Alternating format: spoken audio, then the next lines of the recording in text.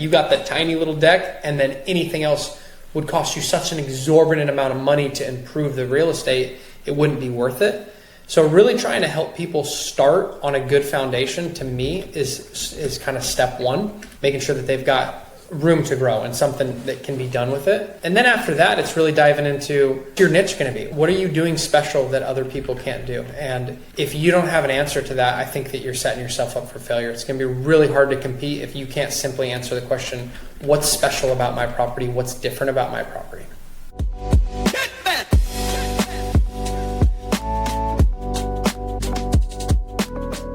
Before we bring on our guest, I wanted to talk just a little bit about something that I've been hearing a lot from hosts.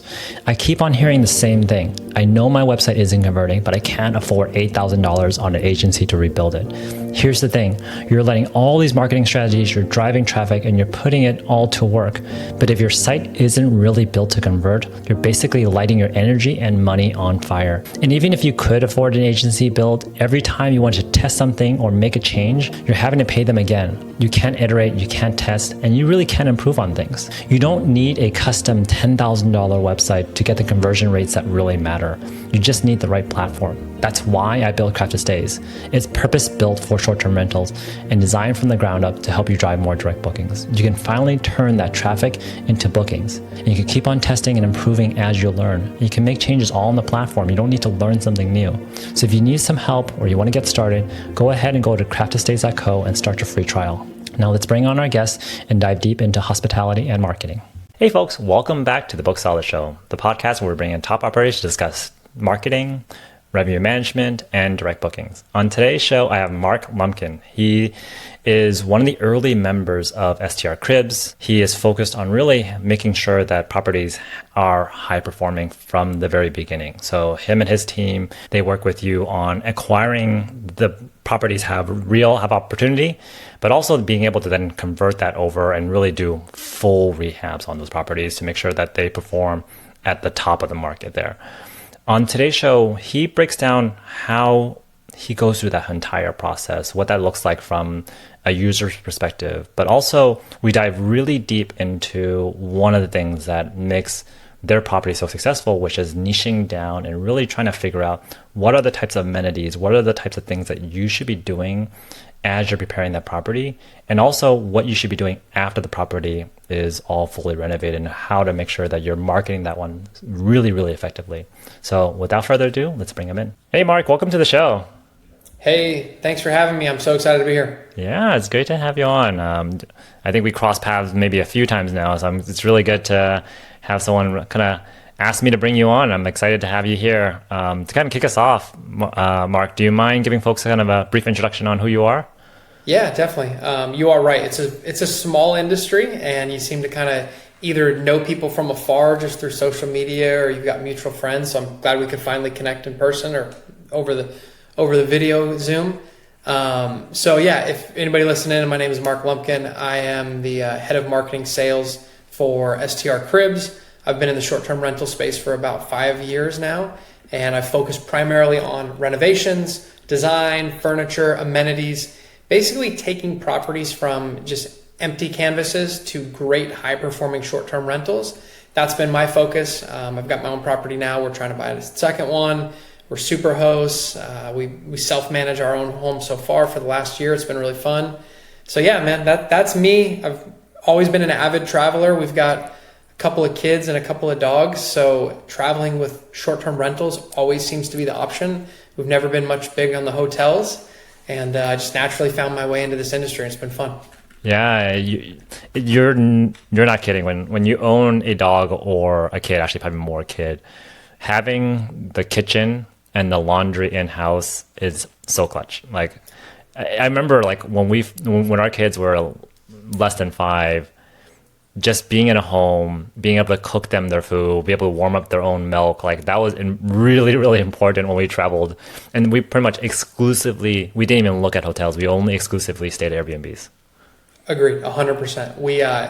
A couple of months ago, I had to fly in for my sister's wedding, and we had a long layover in Nashville. We were staying the night at the airport hotel, and my One of my daughters is 5.5 years old. And when we walked into the hotel room, it was the first time she'd ever been in a hotel in her life. And we're avid travelers. We travel all the time. And she's like, where's my room? Where's our kitchen? Daddy, where are you going to cook breakfast? And I just was like, this is hilarious that she's almost 6 years old and has never been in a hotel. We've taken this girl all around the world and she's never been in a hotel. Yeah. I think my kids are quite normalized on the hosting side as well too. They're like, oh, when are we going to buy another house that we can rent out? So it's pretty funny, kind of like what we expose them into. That's awesome, man. I know. We're setting them up for failure. No, I think it's actually pretty good. Like I feel like my daughter, because I run like Craft Estates as a business, she saw me grow it from nothing, from a concept. She's not exposed to like the nitty gritty of things, but she knows that like she sees swag everywhere. She sees me going to conferences, and also like taking her on all the rentals that we own and showing her what we do, what we're renovating. Even if like she's not there when we're doing the renovations, like she's seeing that process go through.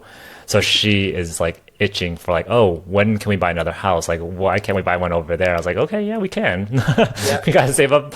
We got to build that cash flow and get another property. But it's pretty neat to be able to expose them. I didn't grow up like that. Like when I was a little kid, like my parents were the W-2. They worked blue collar jobs. They worked their rear off.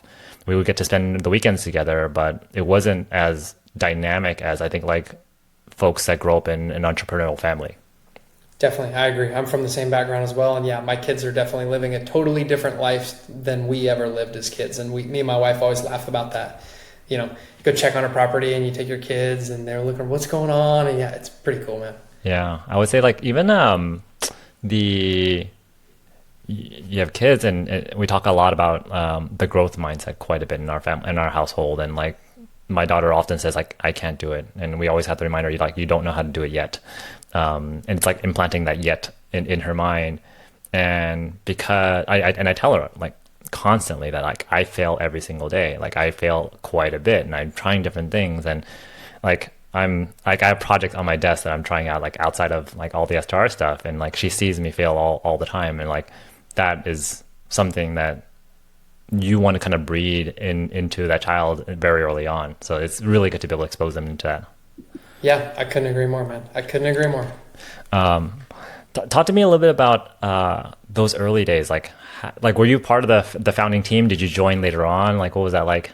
Yeah, definitely. So my story's pretty simple actually as far as where I've been at in the space. I started with Showplace, which is just a design firm. I started with them very early when they first got going. I actually remember we had signed when I started, we had signed the very first furniture and design client with them. So that was really fun.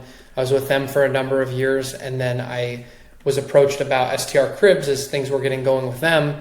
And I was really excited about the aspect where they were going to do renovations, and they were a GC as well. So they could do construction, and they could add pickleball courts, and they could permit additions and things like that.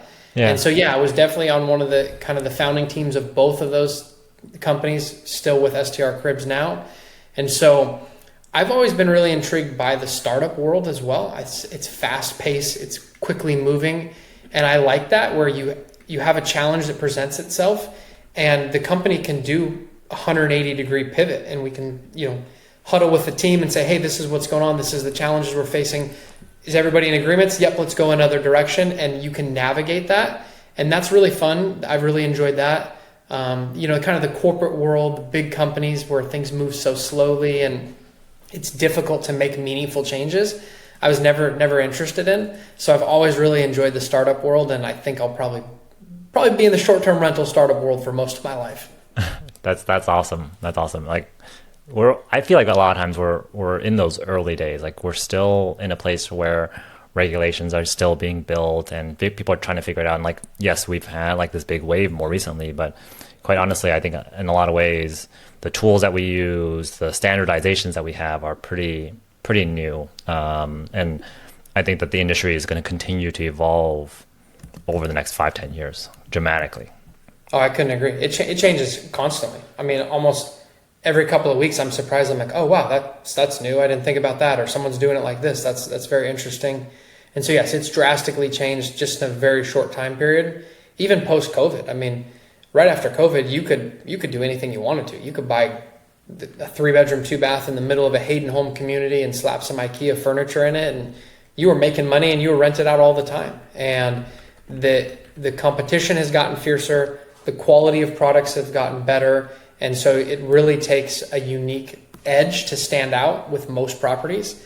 And that wasn't like that just a few years ago. So I'm excited to see how it continues to change, and as long as there's hardworking people like you and me getting after the solutions, we'll find a way. Yeah, you're absolutely right. I think like there was this big wave, and then following that big wave is like folks that trying to elevate themselves and spending a lot of energy on quality of their stays and monetizing their stays. And I think like right now we're in this like really big inflection point of like people starting to build their own brands, thinking about like, I'm not just on Airbnb, but I'm starting to build a portfolio that I'm really proud of, that I want folks to come back to me, to know me as a brand. And that direct booking wave, that in combination with all the changes that Airbnb has been making over probably even the last like 8 months, like they made some pretty dramatic changes. Like they're changing their host fee structures, they changed their cancellation policy, they changed their payment processing when someone does like a chargeback. Like they made some pretty dramatic changes that are not in favor with hosts whatsoever. Like I don't remember the last time they made a change and hosts were like, I've been waiting for this for a long time. Like I don't remember the last time that has happened. Yeah, I couldn't agree more. It's very interesting timing when we're recording this episode. You know, obviously you never know when someone's going to listen to it. But yeah, the buzz all over social media is that's all people are talking about is once again, Airbnb strikes again. And another thing that is super guest friendly and not host friendly. And it almost feels like the balance of power has shifted. You know, the pendulum has swung too far one way. Yep. And, you know, I'm going through the resolution reimbursement request right now for a guest that stayed a couple of nights 3 or 4 days ago.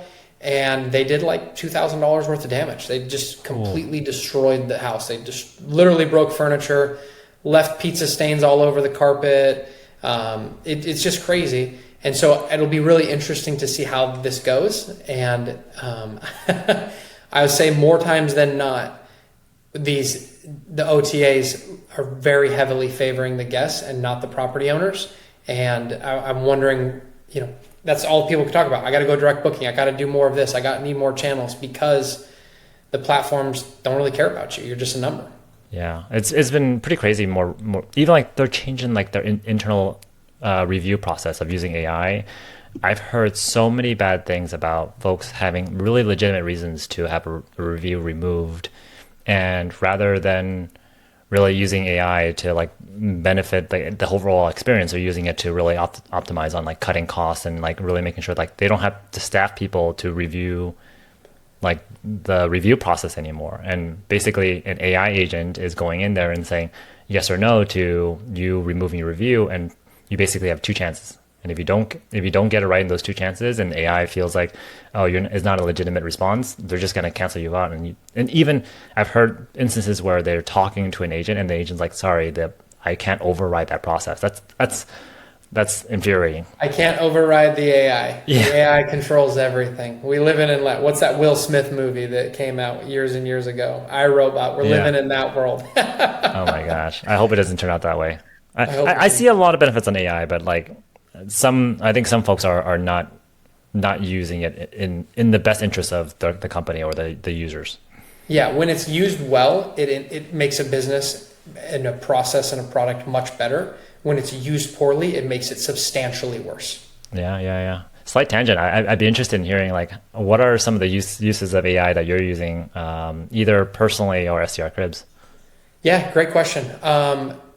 Yeah, it's kind of been a company-wide initiative. I would say probably maybe 12 months ago, maybe a year ago now, as you know, it became more prevalent in everybody's day-to-day, where we huddled and we said, hey guys, if we don't stay on top of this just as a company, and we're not leveraging these new tools, then we're going to get left in the dust. And so, you know, I primarily use ChatGPT. We've got team members that use Grok. We've got team members at other platforms.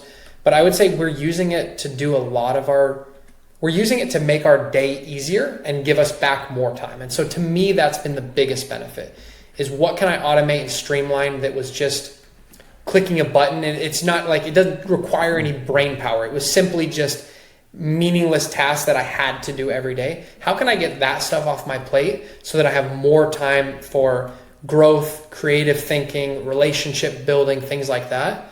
And so I'd say just holistically, our company's using it to offload the tasks that were just time consuming, that don't require our best efforts, and then giving us time back to focus on the things that we do well and that will move our business forward. What's some examples of that?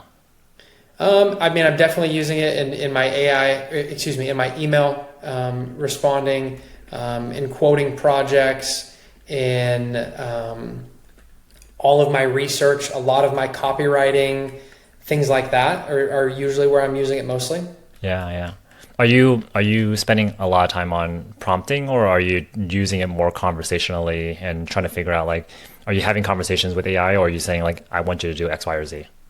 Yeah, I'm having a lot more conversations, and I am using custom GBTs where I have, like, a folder that is client communication about XYZ, and it's learned as much stuff as possible. And so it's very custom, I would say, all across the board. If I'm on social media, my custom GBT has all of the people, it knows all the people that I'm following that are influencers in this space, and it knows what I'm trying to accomplish with my brand and my outbound reach. Yeah. And so that's how I'm using it. And, I'm definitely not perfect. I'm trying to learn every day, but yeah, it's been fun.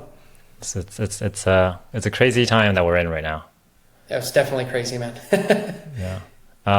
Talk to me about some of the wins that you guys were able to accomplish for some of your clients. So, like, do you have any use cases or case studies of clients that had a property running already, and they're like, this property has to do better, or it can do better, and they hire you in there? What's some of the lift that you guys have done?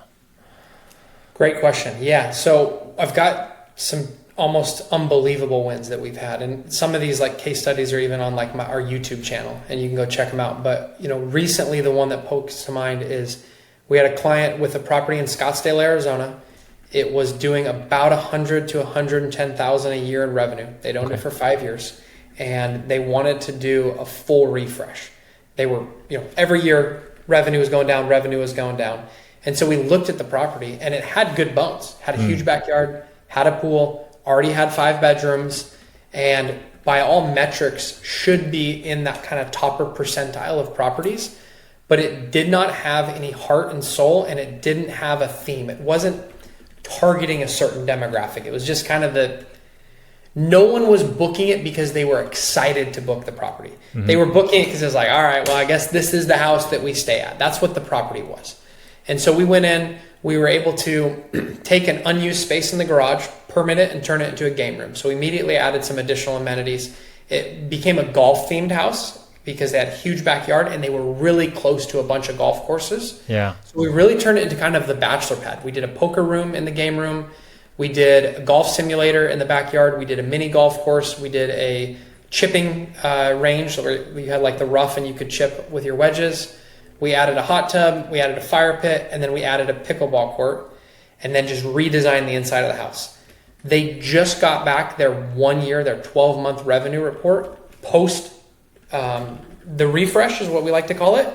And they ended up doing about 235. Ooh. And so they over doubled their revenue year over year after the refresh. And they almost cleared the total cost of the refresh in the first 12 months. And so it's a crazy cash on cash return. And now the property is just going to crush it for years to come. So that's fresh in my mind because I just saw those numbers the other day. Wow. So you almost got a buyback period of less than a year. Almost. And, yeah. And which is crazy. You have increased cash flow. You have a much healthier occupancy rate, I'm guessing. Definitely. And probably the most exciting part is the built-in equity if they were to flip that property around. Absolutely, yeah. Because they've done things that are hard, that are value add to the property. You know, they've added square footage by doing a conversion that's permitted. Yeah. We can do that because we're a GC. They've added a pickleball court. That's a hard add to a property. They've added a hot tub that increased the property value. And the other thing too that a lot of people don't talk about is they just have a better quality guest too. They're no longer the bottom of the barrel charging the lowest rate in town and just hoping for someone to book. They're a destination that people are seeking out. They're getting a better quality guest that's leaving the property in better shape, paying a higher nightly premium, leaving better reviews. It's just a win all across the board. Yeah, I mean, I'm excited on the direct booking side because you now have a brand that people want to send traffic back to. They want to talk about these are properties that do extremely well on social. They're very, very shareable. Like these are kind of viral type properties that you can really be quite independent from the OTAs. Definitely. And yeah, we should dive into that social media because I love that you brought that up because I've got a friend who's just finishing becoming a pharmacist. He's in his last couple months and we were out to dinner the other night and all the buddies were like, hey, why don't we plan a trip just like as a celebration for you getting your doctorate? And we're like, well, let's go to Gatlinburg, Tennessee because that's close enough to us. And so this morning I plug in to Airbnb and I start looking to try to find a cool cabin for us. I didn't really find much. So then I Google searched bachelor themed house because we're not going for a bachelor party, but it's the same type of feel of a vacation, just a group of buddies. Right. Couldn't find anything. The only thing I could find on social media was bachelorette themed houses. And I thought, wow, that's interesting. No one's got a bachelor themed property in Gatlinburg, Tennessee, and no one's going after that market. I'm sure that people are Google searching it and people are looking for that online, but no one's targeting that with their social media or their direct booking sites. Yeah, I think those are the folks that do actually really well, especially on the SEO side. You're mentioning something like what we call long tail keywords, which are usually search terms that are very, very specific about what someone is looking for. They're usually high intent, meaning like they're really motivated to find a stay. Like you're not just looking for a stay, you're looking for a very specific stay where if you do find that stay, your likelihood to book at some point is going to be really, really high. And the nice thing about long tail keywords, bachelor themed cabin in Gatlinburg, is that you don't have a lot of competition.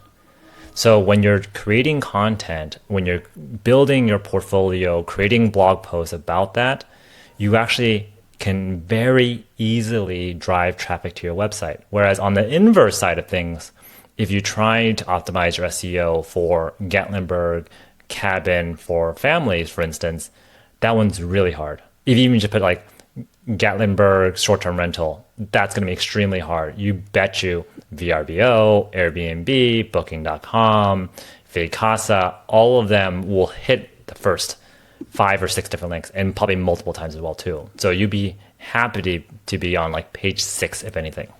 Yep.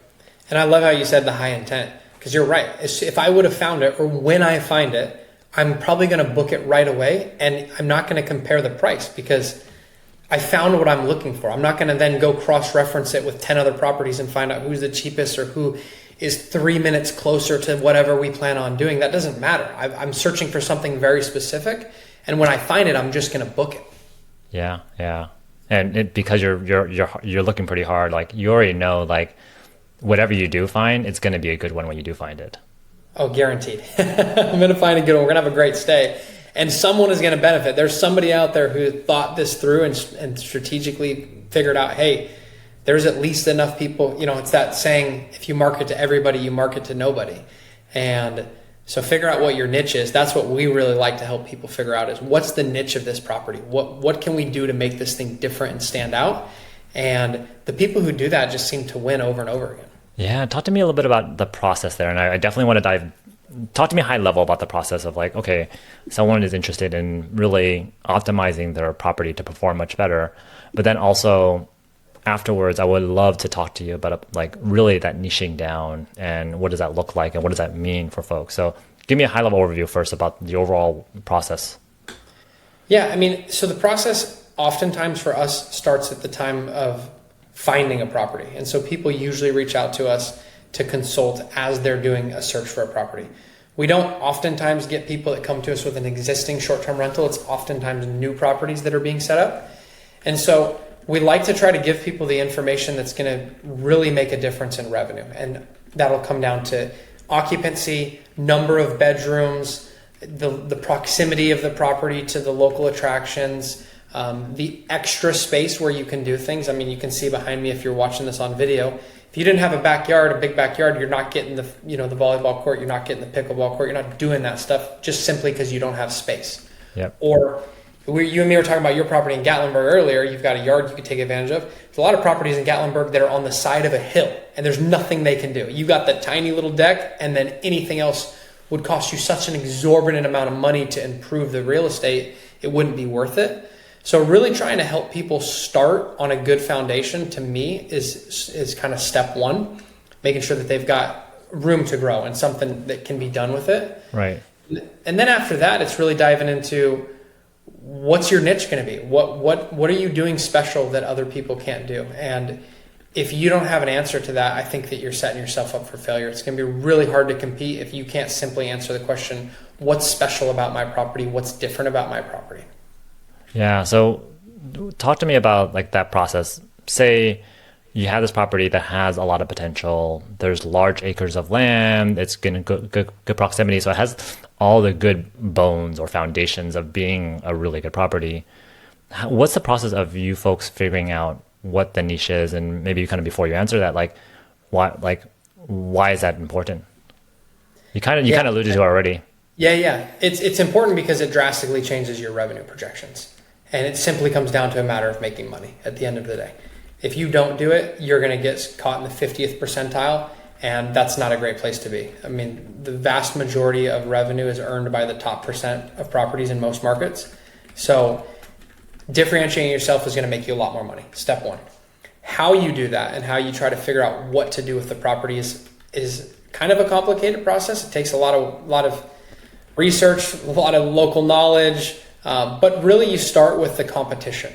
So who has the best performing properties that are relatively close to mine, right? If I have a 2-bedroom, 1-bath cabin, I can't compare myself to an 8-bedroom, 5,000 square foot mansion that's a mile away that has an indoor pool. I've got to find relative close comps. Mm-hmm. And then I want to say, okay, who's got the best 5 properties in this market? Who's earning the most amount of money? And that gives me a benchmark. And I say, okay, these are my 5 comps and this is what they have. All 5 of them have a hot tub. So I at least have to have a hot tub. 4 of them have a barrel sauna. Probably got to have a barrel sauna. All 5 of them are dog friendly. This is a dog friendly market. The best performing properties are dog friendly. I better make sure that my property is dog friendly. Maybe that means a fully fenced backyard. Maybe that means, a little setup for the dog with dog bowls, dog treats, kennels, things like that. But I've got to go through what are the boxes that my competition, my best performing homes are doing. And that's my benchmark. And then to go above and beyond, how do I differentiate myself? Well, those 4 or 5 properties are doing this. And I think maybe I could do this that would be a little bit different. I've still got the same meat and potatoes, but I've got a different flavor of seasoning and hot sauce on it that will maybe bring in a little bit different type of person. So to me, that's the most proven way to do this. There's also the theory of kind of the field of dreams. Build it and they will come. That takes some serious stones, for the lack of a better term. Yeah. You've got to have some guts to go out there and do something that no one else has done in the market. I've seen people do it. I've seen people be rewarded. But there's not as much data behind that. So oftentimes I recommend people look at what's been done by the best homes and try to do that and then do a little above and beyond. Yeah, I'm guessing the Field of Dreams one, those are like ground up development. Those are unique builds. These are something different, or are you referring to even when you're acquiring an existing property? Yeah, even when you're acquiring an existing property. And so it's almost like, if we go to Orlando, there's a lot of Disney themed houses, right? Almost every house is Disney themed. And so doing a Disney themed house in Orlando is not anything new, and there's not no data behind it. But if I go to Cheyenne, Wyoming, and I do a pink pony themed house for whatever, and I make it crazy pink cowgirl themed house, well, there might not be any out there like that. And so I might be really putting myself out on a ledge. And maybe if there's a big enough bachelorette market in that town, like if I'm in Savannah, Georgia or Nashville, maybe there's some data behind that and that might work out for me. So you've really got to be strategic in that, because you could fall on your face and you could set up a crazy house that looks really, really cool and is unique, but then everybody's like, no, I'm not going to Salt Lake City to stay in a Barbie house. Yeah. You mentioned earlier that sometimes you'll use AI for research. Like, how do you get around, kind of going back to that topic there? Yeah. If you use AI for research, how do you avoid it from providing you hallucinations? Because that happens quite often, where you'll ask a question and it'll give you an answer that you might want to hear, but like from a data perspective, like you don't want a biased answer. You want something that is like factual. Have you found any tricks to make sure that when you're using AI for those types of research, that it's giving you concrete data? It's a good question. Yeah, I mean, you can definitely ask, why shouldn't I do this? Give me all the reasons why we shouldn't do this. Play devil's advocate. I think I've done that before and it's worked out really well. I also am not necessarily relying on AI for all of my information gathering. To me, It's just one piece of the equation. I'm also really relying heavily on local resources. So local PMs in that market, they know that market so well, man. If you can call a guy who's got 100 properties under management, he's been doing it for a couple of years, he can probably tell you everything you need to know about what the market needs, doesn't need, and what it will support.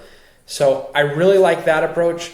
I really like using social media. Facebook groups are so powerful. There's just so many Airbnb, short-term rental Facebook groups, and I can search any topic. I can go into a group with 500,000 people and has 50 posts a day, and I can go to the top right and I can search Branson, Missouri, and I can start reading about what people are saying. They'll tell you. People want to put their dirty laundry out there. Someone will say, hey, I've got a 3-bedroom, 2-bath condo and I'm getting annihilated and my revenue's down year after year. And then another guy says, oh, I got a 6-bedroom on the lake and I'm just crushing it and doing it. I mean, the market has all the information out there. No, there's no secrets anymore. People are put it on the table. You just got to go find it.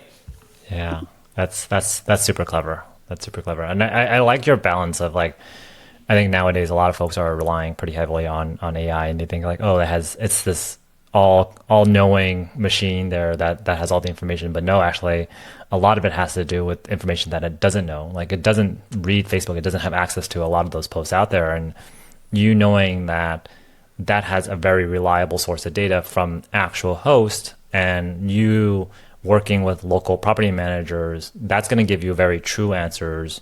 Whereas usually these LLMs are gathering information from what's widely known, what's widely searchable on the web. So it's great for like some of the things you mentioned about like automate certain tasks there, but you have to be very careful about how to use it specifically for research purposes. Definitely. And I never want one thing to be my source of truth. I want to take in all different opinions and try to bring in lots of different data points, and then try to come to a conclusion of what we think is going to be best. And, this industry is so unique in the real estate world, and there's not necessarily a right or wrong answer. There's no proven playbook. We're still writing the playbook, and that's why there's a potential for huge returns.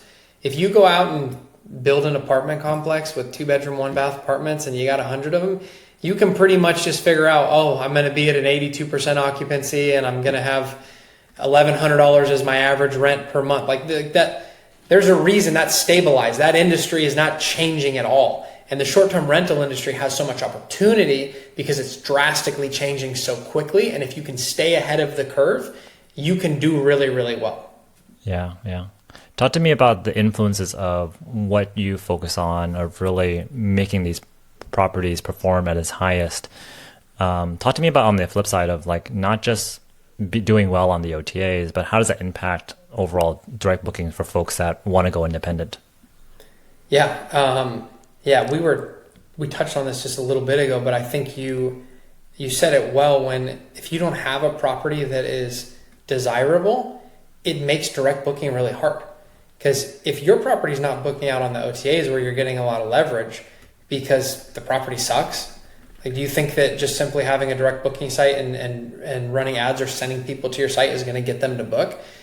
People are thinking about the property as part of the vacation. That really is the mindset shift over the last couple of years. To me, that's the biggest mindset shift. Travelers used to see Airbnb, VRBO, short-term rentals as an alternative, a place where they could go get a kitchen in their own little spot and they don't have to be in a shared space.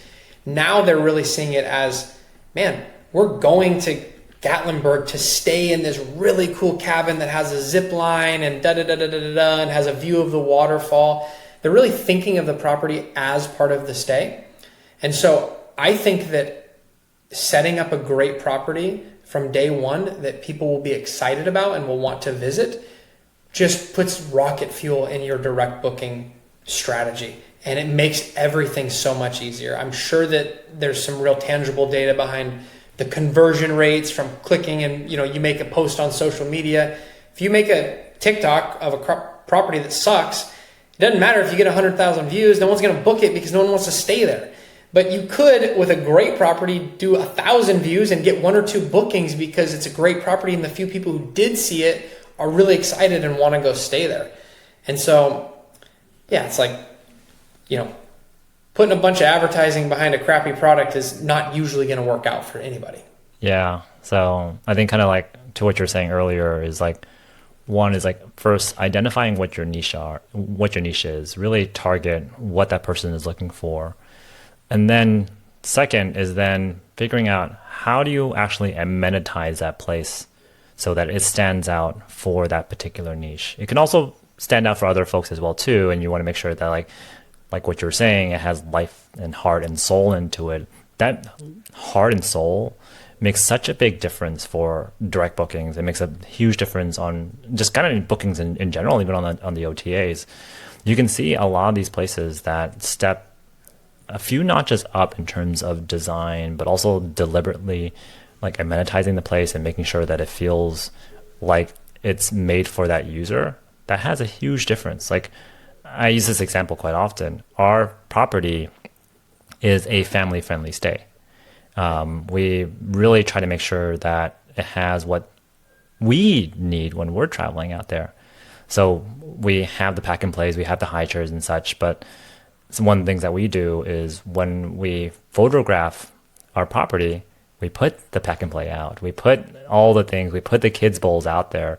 And these are like small little touches. And like, yes, definitely we can go like all out. Like one of our Branson place that's very similar to what you showed earlier to me before the call, which is like that tube slide out there. Like we have that in our Branson place. Like, that if you are a family that has kids under the age of 8, they're going to have a great time.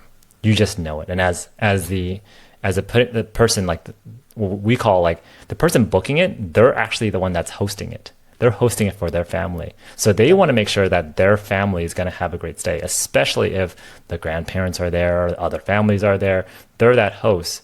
So the better that you can really make sure that that host feels really connected to your property, it's going to be so much better in your direct bookings, on your marketing, even on the OTAs. It's just going to perform extremely better. Definitely. And you touched on something that I think is so important because a lot of people see what we do and they go, oh my gosh, I don't have 50 grand to do this and do that and do this and do that. And I don't have the space to create this crazy super property. I don't think you actually have to. I think you can still be intentional about the little stuff. Like you said, you've got a family friendly property. Well, I bet you half of the properties in your market have that stuff. They have the kids bowls, they have the pack and play, they have the high chair, but they're tucked into some closet somewhere. They're not clean. They haven't been used in forever, and they're not showcasing it in their advertising.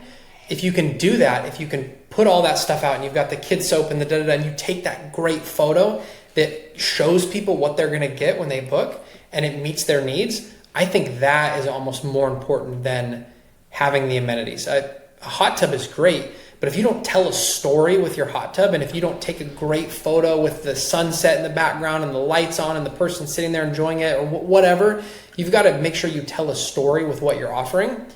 And I think it goes into the photographs, right? Which is that this is such a photo-centric industry and people book, in my opinion, almost solely upon photos. I don't believe that most travelers, if almost any, actually read your description. I know for a fact that they're not reading the 7-page description on your property. They're reading your headline, they're looking at the total guest count, bedroom, bathroom count, and they're looking at the photos. And then they're either booking or they're not. So those having great photos that tell a story, to me, is really mission critical. Yeah, and I think like what it reminds me is that oftentimes I think for larger property managers, they have systems and processes in place there are things that they want to do, and they have teams that kind of support them in that. And I always say that your photographer is one of those team members. Your designer, the person that renovates, is part of your team member. And really making sure that every one of your team members, whether or not they're full-time staff or you're contracting them for this one-time use case, you need to make sure that they understand what you're trying to accomplish.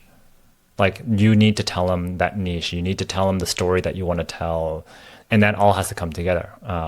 Because if it doesn't, you end up getting photos that you could spend hundreds of thousands of dollars on your renovation, and if that photographer doesn't really understand like what are the little bits and pieces that you want to make sure that you capture when you post those photos on Instagram, on your listing, like, you're going to miss the mark quite a bit.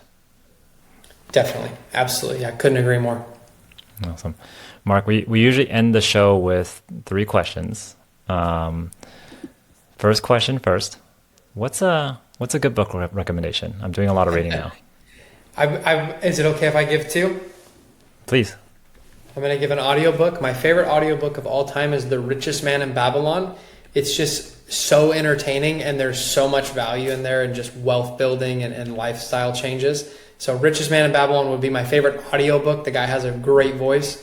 And then I think that for me, Win Friends and Influence People is really just the gold standard for success in your life and your business and relationships by Dale Carnegie. So those would be my 2 book recommendations. I love it. Those are really good classics. And I think both of them they're not new. The Richest Man in Babylon has been out for a long time. They got to be, both those have got to be old books. Dale Carnegie, I think that the copy I've got sitting on my desk here is from like the 50s of How to Win Friends and Influence People, and it's the revised version. Yeah. I love how some of those old books, even now in a day where things have changed so much, it still holds true. I love those type of books.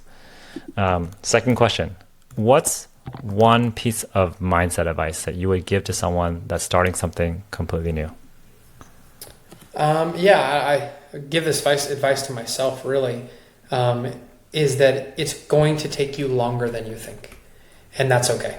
And I think, to me, that's the biggest misconception in just business and life and success in general, is that it's going to happen quickly for you. And if it doesn't happen quickly, then you're a failure.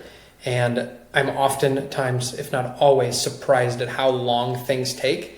And people that get that, they're just less stressed. They understand this is a marathon. This is not a sprint. And we're going to make moves that are going to take some time, but we're going to keep chipping away at them. So to me, that would be it, is just, it's going to take you longer than you thought. And if you think that it can happen really, really quickly, it's more than likely a scam or just somebody not telling you the truth.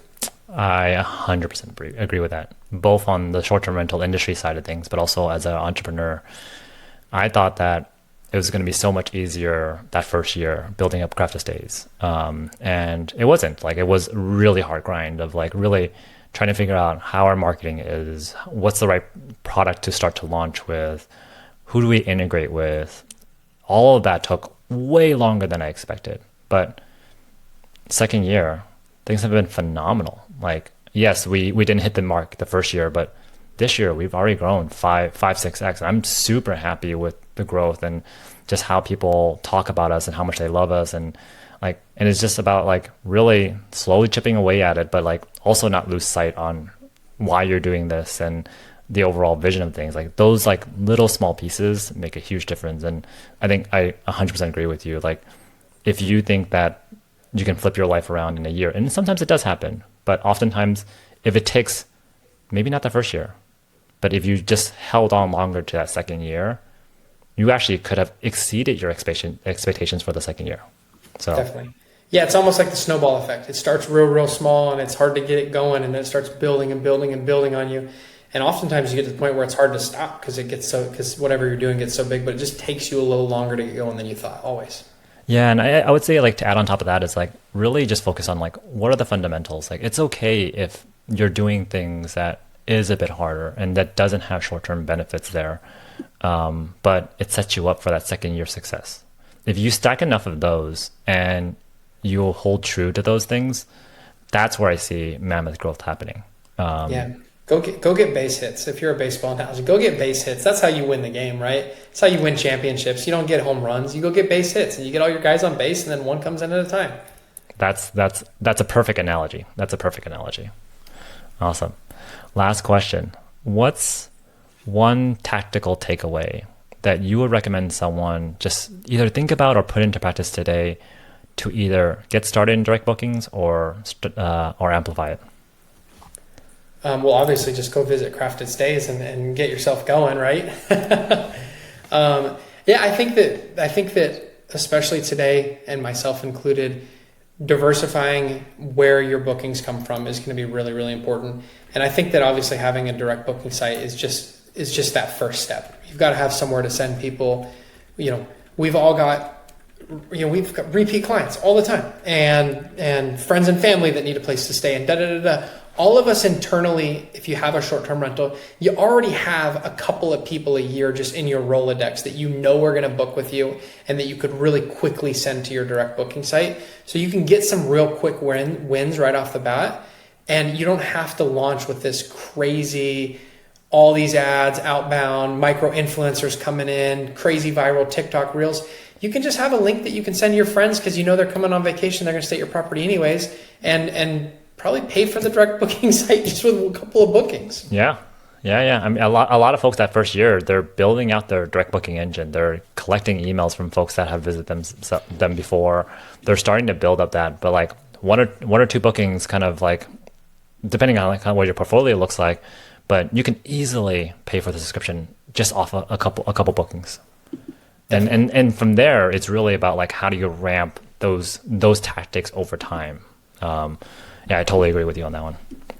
Awesome.